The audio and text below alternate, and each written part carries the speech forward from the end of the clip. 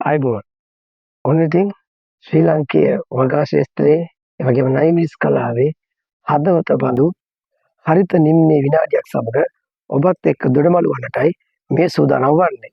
ඔයගොල්ලන්ට දෙයක් දැනගන්න අවශ්‍ය වෙලාවට අපි වීඩියෝ එකක් කරන්න ඕන. අනිත් එක නිදහස් වෙලාවක් වෙන්නත් ඕන. ඉතින් ඒ නිසා තමයි මේ වීඩියෝ එක කරන්නේ. ඔයගොල්ලෝ අහලා තිබ්බා නයිමිස් පැලේ හිටවලා දින 14 දී අපි පළවෙනි පොහොර යොදන අවස්ථාවේදී දල්ල කැඩීමක් සිද්ධ කරන්න ඕනද කියලා. නෑ, අනිවාර්යෙන්ම දල්ල කැඩීමක් සිද්ධ කරන්න ඕනේ නැහැ. නමුත් අපි දැන් හදන ගහේ අපිට පළදාවක් ගන්න ඇත්තටම මේ ගහ හදන්නේ. ඉතින් ඒ නිසා ඇත්තටම දල්ල කැඩුවොත් ඒ දල්ල කන්න තැනට පාතින් ලස්සන අතුරුකිලි බෙදිලා එනවා. ඉතින් අර ඇන්ටනා කූරක් වගේ ගහක් හැදෙනකොටයි ලස්සන අතුරුකිලි දාලා ගහක් හැදෙනකොටයි ලොකු වෙනසක් තියෙනවා. ඉතින් ඒ නිසා දල්ල කඩන එක සිද්ධ කරන එක ඇත්තටම ශාකයට හොඳයි. දින 14කින් තමයි අපි පළවෙනි පොහොරේදීම සිද්ධ කරන්නේ. ඉතින් ඒකට මම එදා කිව්වා යාරමිලා කම්ප්ලෙක්ස් එක වගේ දෙයක් පාවිච්චි කරන්න කියලා. ඉතින් යාරමිලා එකේ යූරියා එකේ වෙනස තමයි යූරියා ඉක්මනට ජලය දිය වෙනවා. ඉතින් අර මෙයාට ලැබෙන ඉස්සල්ලාම පොහොර ටික එකපාරට ජලය දිය වෙනකොට සමහරට ගහට දරා ගන්න බැරි තත්ත්වයක් උදා වෙන්නත් පුළුවන්. ඉතින් එතකොට ගහ විනාශ වෙලා යන්නත් පුළුවන්. නමුත් අර යාරමිලා වගේ දෙයක් දැම්මට පස්සේ ඒක දිය වෙන ජලය එහිමිට කොටස් වශයෙන් තමයි කෙමෙන් තමයි මේ ආහාර මූල පද්ධතිය හරහා ලබා ගන්න. ඉතින් ඒ නිසා යාරමිලා මම එදා යාරමිලා දාන්න කියලා කිව්වේ. නමුත් ඔබලට එහෙම මොන හරි හොඳ පොහොර වර්ගයක් එළවලු පොහොර හරි මොන වර්ගයක් යොදන්න පුළුවන් නම් ඒක යෙදීම සිද්ධ කරන්න. ඉතින් අපි දල්ල කන්නේ ගැන කතා කරේ. ඉතින් ඒ දින 14 පොහොර යොදන අවස්ථාවේදී මේ දල්ල කැඩීම අපි සිද්ධ කරනවා.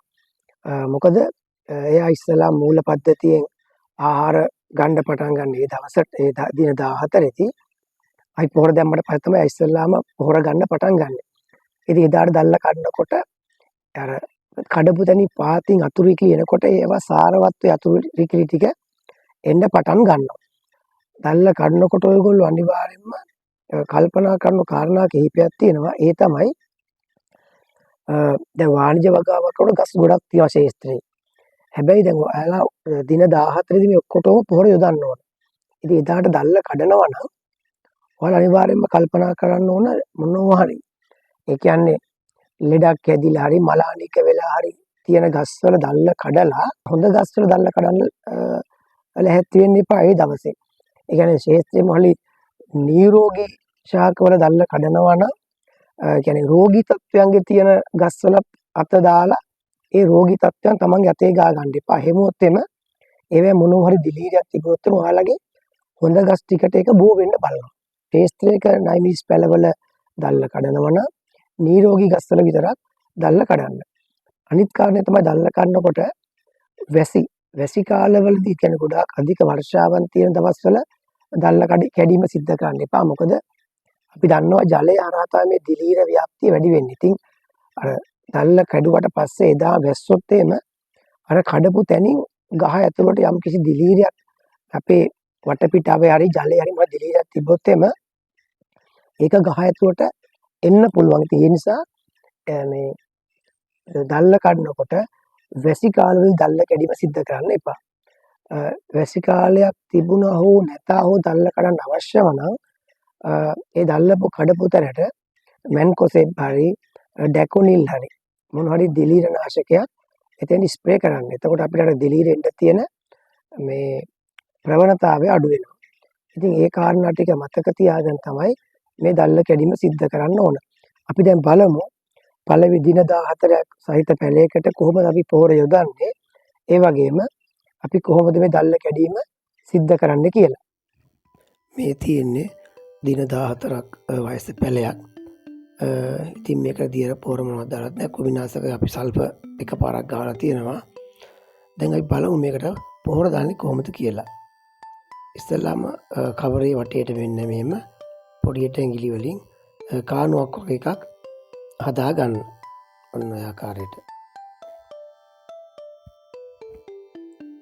ඊට පස්සේ අපි ඔකට ගන්නවා මම නම් දාන්නේ ආරපිලා කම්ප්ලෙක්ස් එක. ඔන්න ඔය වගේ ප්‍රමාණයක් ගන්න අරගෙන කවරේ අපි අර කානුව වගේ හදාගත්ත කොටසට ඔන්න ඔය ප්‍රමාණය සම්පූර්ණයෙන්ම දාන්න. කොහොම දැම්මාම ගහට වැඩි වීමකුත් නැහැ. මූල පද්ධතිය හොඳට ඔය කෑම හොයාගෙන එනවා.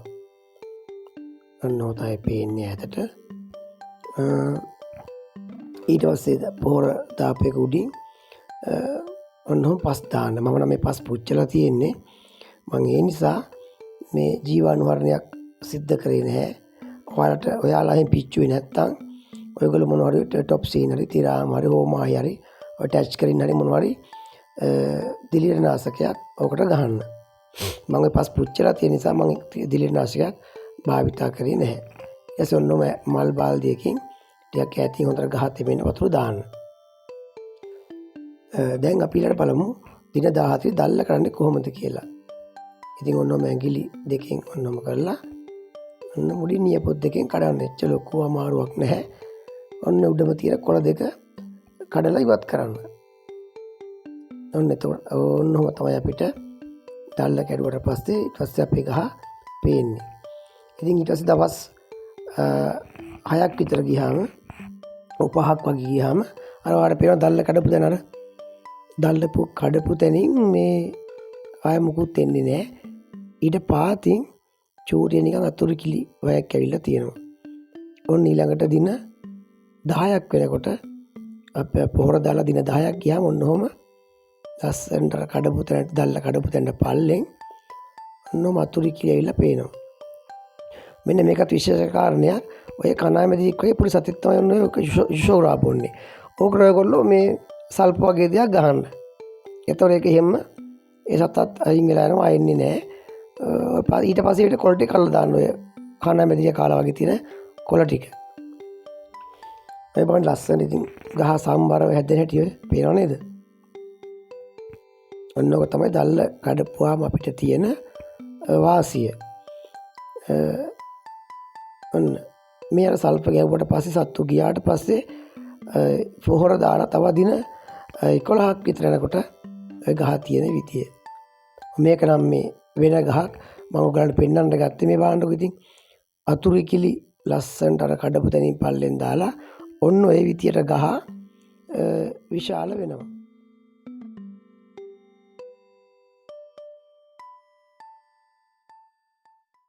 දැන් අපි දල්ල කඩන වීඩියෝ එක බැලුවා පොහොර යොදන හැටි බැලුවා. ඒ වගේම දල්ල කැඩුවට පස්සේ කොහොමද අතුරු කියලා බෙදිලා ඉන්නේ කියලා අපි දැනගත්තා. ඉතින් තවත් මොනවා හරි මේ සම්බන්ධ දෙයක් තියෙනවා මේ වීඩියෝ එකට කමෙන්ට් කරන්න. මම ඒකටත් පුළුවන් වෙලාවට උත්තර දෙන්නම්. ඊළඟට කියලා අහලා තිබුණා දින 14ක් යනකම් වතුරයි හිරුවෙලියයි විතරද මේ ගහට ලැබෙන්න ඕන කියලා. නෑ. මම එහෙම කිව්වේ අපි නිරෝගී පැලයකට මේ දින 14 තුල උපරිම සැප දෙන්න යන්න එපා. මොකද දන්නවද අපි අද ගහ හැදුවා කියමුකෝ. ඊට පස්සේ මෙයා පසට හුරු වෙලා හිරුවෙලියත් එක්ක ගනුදෙනු කරලා හිමීට වැඩෙනවා අපි දන්නවා මෙයා නිරෝගී ගහක් කියලා. දැන් අපි ඔයගොල්ලෝ කරන වරදක් තමයි ගහ හදලා දවස් දෙකක් යනකොට මේ ඔය ඇල්බර්ට් සොලියුෂන් එක ස්ප්‍රේ කරනවා. ඉතින් එතකොට අර පත්‍ර හොඳින් තියෙනවා නම් එයාලා පොඩ්ඩක් ගහ පිම්බිලා වගේ එන්න බලනවා. මොන ලෙඩක් තිබ්බත් අපිට ඒක හොයාගන්න වෙන්නේ දවස් 14ක් පහ වුණාට පස්සේ. ඉතින් ඒ නිසායි මම කිව්වේ කිසිම ලික්විඩ් ෆර්ටිලයිසර් එකක් මේක ස්ප්‍රේ කරන්න එපා. ඒ ගහ පසයි හිරුවෙලියයි සමග පරිසරයට හුරු අලුත් පැලයක්නේ. ඒ හුරු වීමත් එක්ක හිමිට වැඩෙන්න දෙන්න. හැබැයි මොනවා හරි ඌනතාවයක් පෙන්වනවා කියමුකෝ. ඒ කියන්නේ දිලීරියක් ඇවිල්ලා තියෙන කොළ කහ පාට වෙන්න බලලා හරි ඒ කියන්නේ අර සිගරට් එකකින් පුච්චපුවාම අර කොළවල තියෙන නිකන් අර පැල්ලම් ඒ වගේ આવුත් අපි දන්නා මේ දිලීරියක් කියලා. එතකොට අපිට දිලීර නාශකයක් පංශු ප්‍රතිකාර හා පත්‍ර ප්‍රතිකාර ලබා දෙන්න සිද්ධ වෙනවා. එතකොට අපි කියමුකෝ හේවන තැනක තිබිලා මේකේ අර කොළ පාට ගතිය අඩු වෙලා ලා කොළ පාට වෙලා කියලා පත්‍ර එහෙමොත් අපි නයිට්‍රජන් ප්‍රතිශතය වැඩි නයිට්‍රෝ ප්ලස් වගේ දියර පොහොරයක් අපි භාවිතා කරනවා. එතකොට අපි බලමුකෝ නිකන් එයා නිකන් මලහානික වෙලා වර්ධනයකුත් නැතුව නිකන් හිර වෙලා වගේ ඉන්නවා කියලා.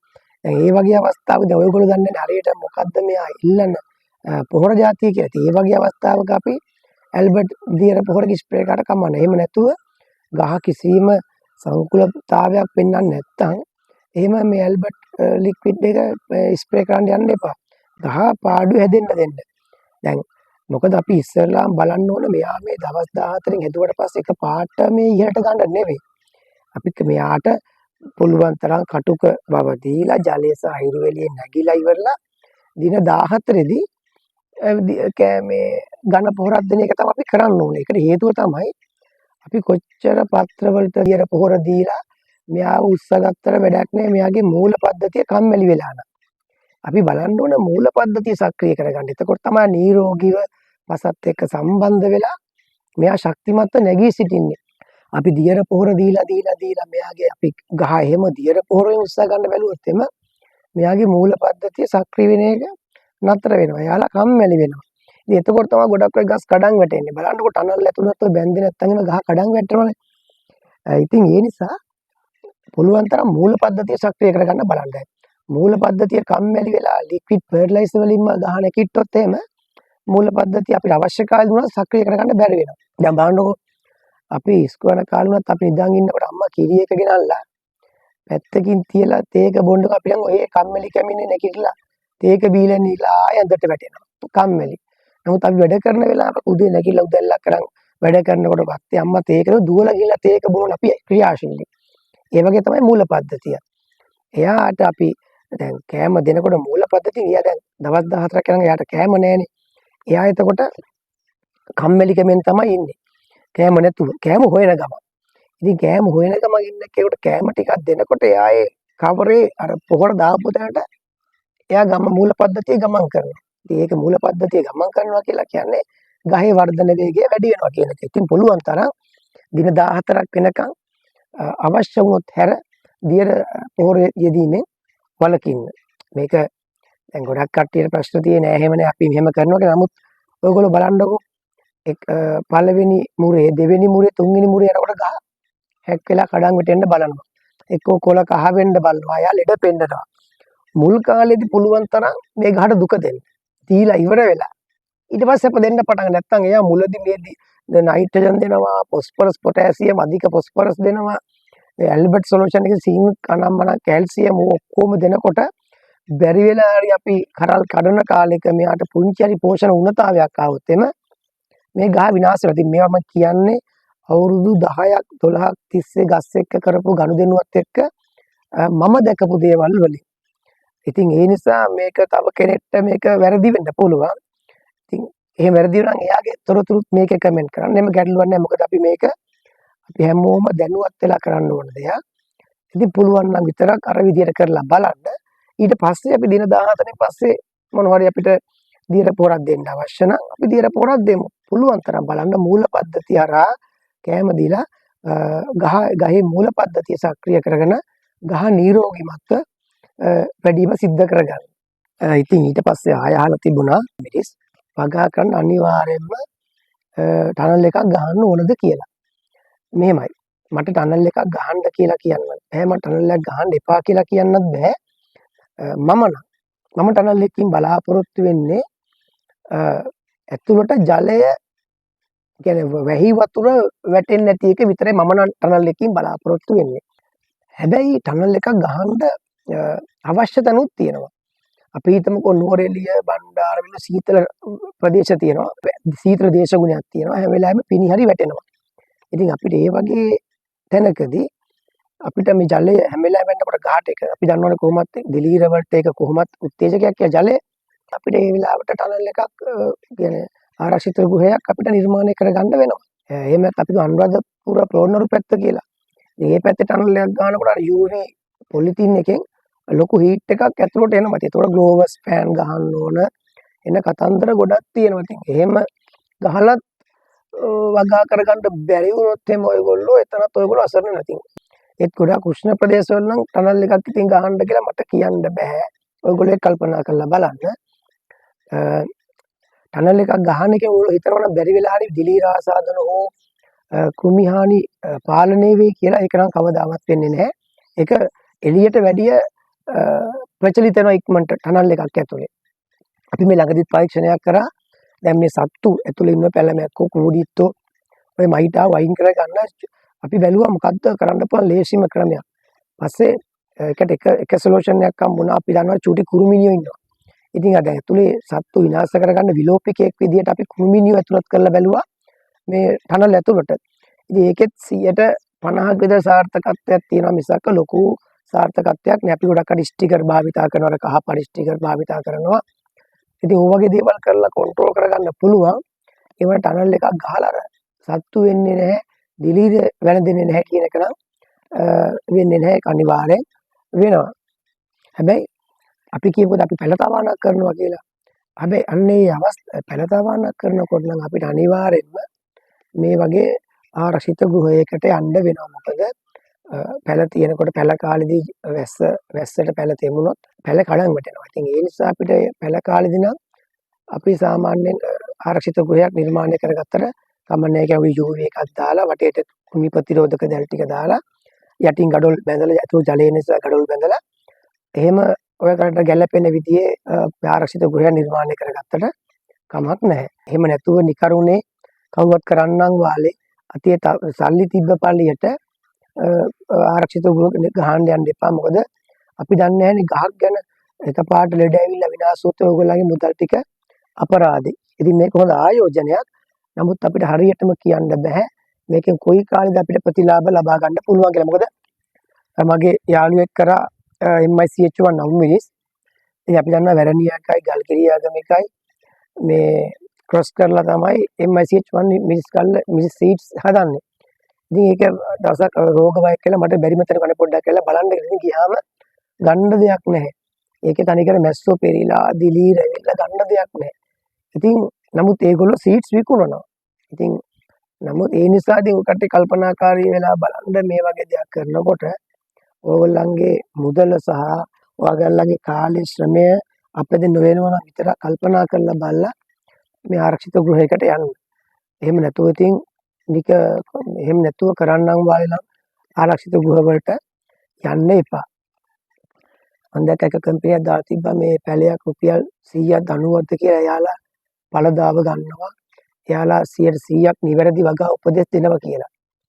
ඉතින් ඔයාලා අහලා තිබ්බා මේ වගේ වෙලාවක මොකද කරන්න ඕනද? ඉතින් මම නම් ඒ වගේ පෝස්ට් එකක් දැක්කොත් මම කරන්නේ ඉස්සෙල්ලාම එයාලා කම්පැනිත් එක්ක කතා කරලා අහනවා මොකද්ද ඔයගොල්ලන්ගේ ක්‍රමවේදය කියලා. ඒතර ඒගොල්ලෝ අනිවාර්යයෙන්ම කියවනේ. මම නම් කියන්නේ හරි.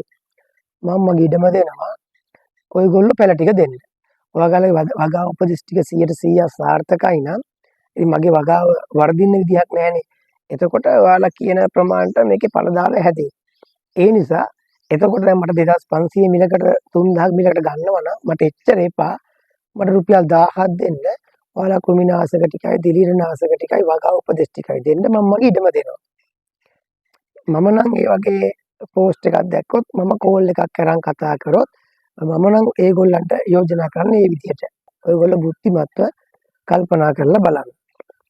ඉතින් ඔය ටික තමයි අහලා තිබුණේ. තව මොන හරි ගැටලුවක් තියෙනවා කමෙන්ට් කරන්න මම පුළුවන් විදිහට ඒ කියන්නේ ඔයගොල්ලන්ට මේ වගේ වීඩියෝ එකකින් තේරුම් කරලා කියන්න. ඉතින් ඇත්තටම මේ channel එක පටන් ගත්තේ මගේ අවශ්‍යතාවයට නෙවෙයි ඔබේ අවශ්‍යතාවයට. මගේ සමූහය තුල ගොඩක් කට්ටිය මැසේජ් කරලා තිබ්බා අයියේ මෙහෙම වෙලා මෙහෙම ප්‍රශ්න තියෙන අපිට අහගන්න විදිහක් නැහැ. සමහර කට්ටිය වීඩියෝ කරනවා මේක දැම්මා කියනවා. ඒවට අපි ඒක දැම්මට පස්සේ අපේ ගස් විනාශ වෙලා තියෙන හොඳ පැහැදිලි කිරීමක් එක්ක අපිට YouTube channel එකක් කරලා දෙන්න ඔයගොල්ලෝම ඉල්ලුවේ. ඉතින් ඒ නිසා තමයි මේ channel එක කරේ. ඉතින් ඒ නිසා ඉදිරියටත් ඔයගොල්ලන් ගැටලුවට මම මේ channel එකෙන් මම දන්න විදිහට මම කරපු පරීක්ෂණත් එක්ක මම දන්න විදිහට මම උත්තර දෙනවා. මොන වුණත් කියන්න තියෙන්නේ කොහොම ඔයගොල්ලෝ වගාවක් කරත් ලයිමිස් හදන්න ඕනේ. තමන්ට කීයක් කර ලැබෙනවා නම් තමන්ට සුදුසු වගාවක් කරන්න. ඒක තමයි අපි ශ්‍රී ලාංකිකයෝ විදිහට අපි කරන්න ඕන. වගාව කියන දේ නයිමිස්වලටම සීමා කරන්න එපා. හැම වගාවක්ම වැදගත්. හැම වගාවකදී අපිට ආහාර වේලක් ගන්න පුළුවන්. ඒ වගේම වාණිජ වගාවේ අපිට ආදායමක් ලබා ගන්න පුළුවන්. ඉතින් ඒ නිසා වගාව කියන දේ එක තැනකට හිර කරන්න එපා. මිරිස් තියනවා, මාළු මිරිස් තියෙනවා, බටු තියෙනවා, තිබ්බටු තියෙනවා, දඹල, මෑකරල්, වැටකොළු, නොයෙක් තක්කාලි, ඉතින් නොයෙක් වගාවල් තියෙනවා. මේ වගේ වගාවල් වලට යන්න. ඒ වගේම තමයි වගාවක් කරනකොට ඔයගොල්ලෝ මොහොත බෙහෙතක් ගන්නවා නම් තව කෙනෙක් ඇහුවම එකපාරට බෙහෙත් කියන්න එපා. අයත් එක්ක කතා කරන්න. මේකට කොහොමද මේක වුනේ? මේකට මොනවද ඉස්සෙල්ලාම කරේ? දැන් එහෙනම් මේක කරන්න. දැන් ගොඩක් කට්ටිය කියනවා සල්ප ගහන්න කියලා. ඉතින් ගොඩක් කට්ටිය මල් තියෙන කාලේ සල්ප ගහනවා. ඊට පස්සේ මල් ටික ඔක්කොම හැලෙනවා. ඉතින් ඒ වගේ අර නොදන්න දේවල් කියන්න එපා. Taman දන්න පළියට හරියට අහලා විස්තරාත්මකව කියන්න. එතකොට තමයි තව කෙනෙක් ඒක ඉගෙන ගන්නෙ. ඒ ඉගෙන ගත්ත කෙනත් ඒක කරලා බලලා ඒක සාර්ථකයි නම් තව කෙනෙක්ට කියන්න. ඒක අසාර්ථකයි නම් ඒක කියන්න. ඒක තව කෙනෙක් ඇහුවම කියන්න. මොකද එයාත් ඒ අමාරු වැටෙනවනේ. සද්දාවේ මේ වැඩ කටයුත්ත කරන්න. එහෙමොත් අපි ඉක්මනට පුළුවන් මේ ලංකාවේ නැති වෙලා ගියපු මේ ශාස්ත්‍රීයභාවය පෙරදිග ධාන්‍යාගාරය නීල කෙතක් බවට පත් කරන්නට පුළුවන් ඔයගොල්ලෝ අවංක වෙලා මේ දේවල් කරොත්. ඉතින් එහෙම වැඩි අටුවා ටිකක් කියන්න යන්නේ නැහැ. තව මොහොත ගැටලු තියෙනවා මේකට කමෙන්ට් කරන්න. කම්පැනිත් එක්ක ගහමරා ගන්න යන්න එපා. කමෙන්ට් කරන්න එපා. ඒගොල්ලොත් එක්ක බැනගෙන යන්න එපා. ඉතින් මම කම්පැනි වලටත් කියනවා ඔයාගොල්ලන්ගේ නිෂ්පාදන පිළිබඳව මේකේ කමෙන්ට් කරන්න එපා. මේක හොඳයි අරක හොඳයි කියලා මිනිස්සු එල්ලි ඊට පස්සේ ඔයාට කමෙන්ට් කරගන්නවා. දැන් පේනවනේ පෙළක් channel එක්කෙනෙක් තව එක්කෙකුට බයිනවා, තව එක්කෙනෙක් තව එක්කෙකුට බයිනවා. YouTube එකට ආවොත් බැන ගන්නවා, මරා ගන්නවා. සින්දු කියන කට්ටියත් එහෙමයි, ආමුදුරුත් එහෙමයි, දේශපාලඥයොත් එහෙමයි. ඉතින් අපි වගා කරන මිනිස්සු අපි මේක බැන ගන්න ඕනේ නැහැ. ඔයගොල්ලන්ගේ ප්‍රශ්න අපි යොමු කරගමු. අපි සුහදව තොරතුරු හොමාරු කරගමු. එතකොට මේක වැදගත් channel එකක් වෙයි. එහෙම නැත්නම් අරයාගේ බැනපු එකට මේ සතිය මෙයා බයිනවා. එයා බැනපු එකට අරයා බනිනවා. ආමුදුරු කෑ ගහනවා හේ කියනවා නේද? ෆෝන් දෙදරනවා කෑ ගහනකොට. ඉතින් අපිත් එහෙම channel එකක් වෙන්න ඕනේ. අපි සුහද ගමනක් යමු. වතුර දාන එකේ ඉඳලා මම ඔයගොල්ලන්ට කියලා දෙන්න ඉස්සරහදී.